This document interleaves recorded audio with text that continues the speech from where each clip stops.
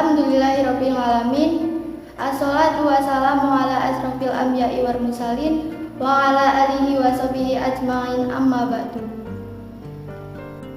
Selamat sore warga GMT plus 7 yang dimuliakan Allah. Jangan lengah. Kita sudah memasuki 10 hari kedua di bulan Ramadan. Jangan sampai menurun ya amal ibadah kita. Harus selalu kita tingkatkan. Oh iya, coba diingat-ingat, hari ini kita sudah menyakiti siapa saja ya. Mumpung belum buka puasa, kalau hari ini kita hilaf kepada orang lain, ambil HP kalian, lalu kirim pesan dan mulailah meminta maaf. Karena dosa sesama manusia tidak akan diampuni oleh Allah sebelum dimaafkan oleh orang yang kita sakiti. Kejadian yang sering terjadi, yang sudah menjadi kebiasaan kita adalah mengolok-olok orang lain. Mengolok-olok termasuk bentuk pembulian.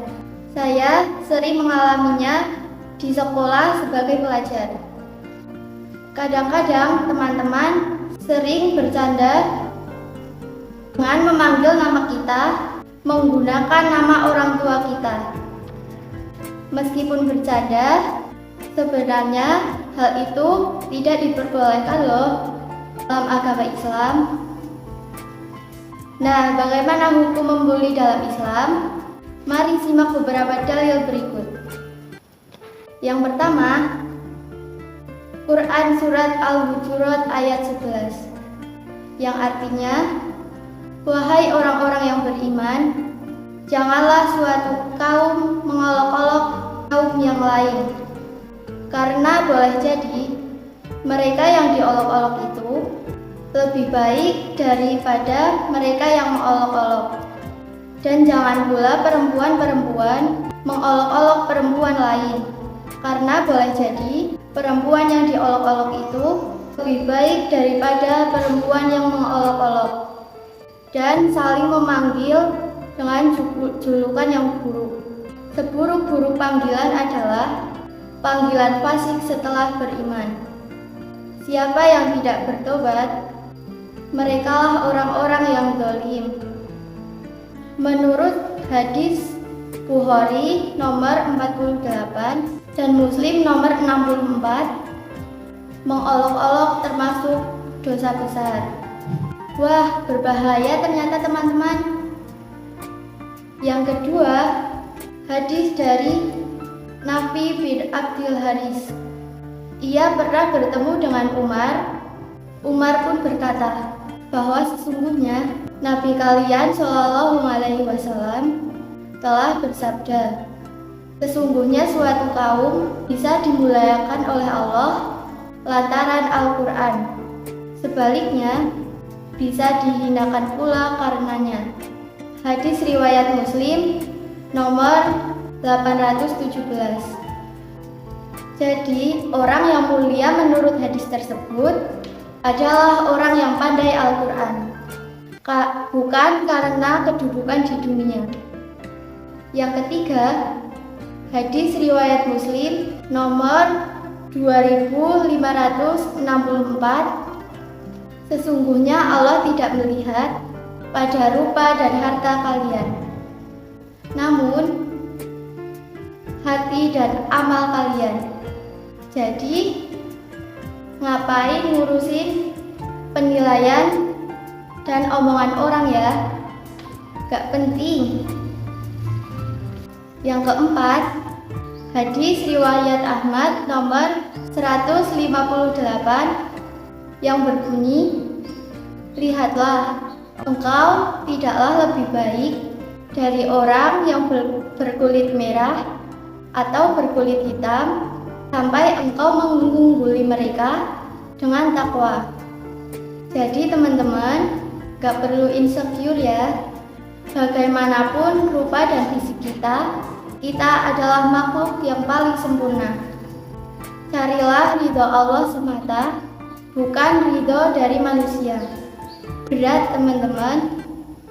Yang kelima, Hadis riwayat Bukhari yang berbunyi, Al-Muslimu man salimal muslimuna min lisanihi wa yadihi. Seorang muslim adalah orang yang muslim lainnya merasa selamat dari gangguan lisan dan tangannya. Kalau kita suka mengolok-olok dan mengganggu orang lain, kita tidak disebut seorang muslim. Naudzubillah. Nah, yang keenam ini khusus untuk yang suka memanggil dengan sebutan orang tua mereka. Rasulullah SAW bersabda, termasuk dosa besar seseorang mencela kedua orang tuanya. Sahabat bertanya, wahai Rasulullah, adakah orang yang mencela kedua orang tuanya? Rasul menjawab, iya. Seseorang mencela bapak orang lain, lalu orang lain itu mencela bapaknya. Seseorang mencela ibu orang lain, lalu orang lain itu mencela ibunya. Hadis riwayat Bukhari dan Muslim. Masih mau dilanjutkan seperti itu, teman-teman? Saya sih enggak ya. Nah, bagaimana jika kita yang menjadi korban? Apakah kita tidak boleh membalas?